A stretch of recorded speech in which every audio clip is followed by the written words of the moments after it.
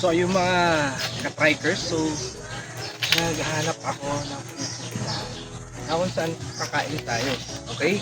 So saan kaya yung sulit, yung mapupuntahan natin na kainan na sulit. So tara, hanap tayo.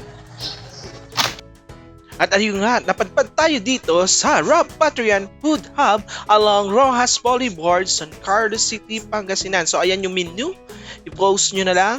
So it's all you can for only 158, and kita nyo naman, andito na yung unang menu natin. So we have the sabaw, and then susunod we have the dessert.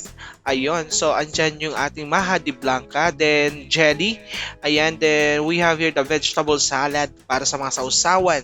Then ito yung mga kubyertos natin, okay na okay. So una natin makikita dito ay ang paborito nating kanin. And then pampahaba ng buhay, pansit.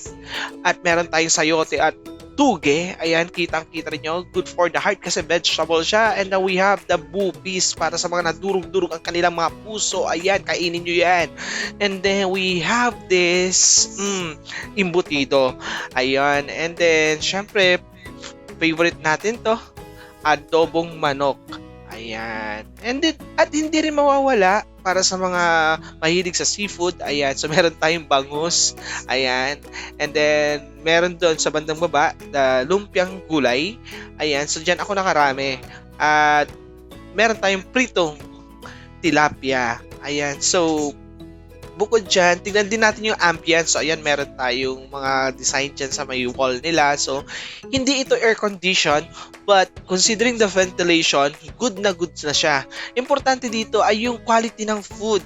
Ayan, then you have the design there. So, ito ay located along Rojas Boulevard, tapat lang ng Scopes.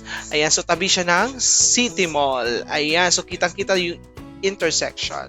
So, ito yung unang binanatan ko, yung kanilang maha de blanca, and then you have yung jelly. Then syempre hindi ko na rin pinalagpas ang iba't ibang dishes, kumuha ako. So kung takam na kayo, punta na kayo dito sa Rob Patrian Food Hub.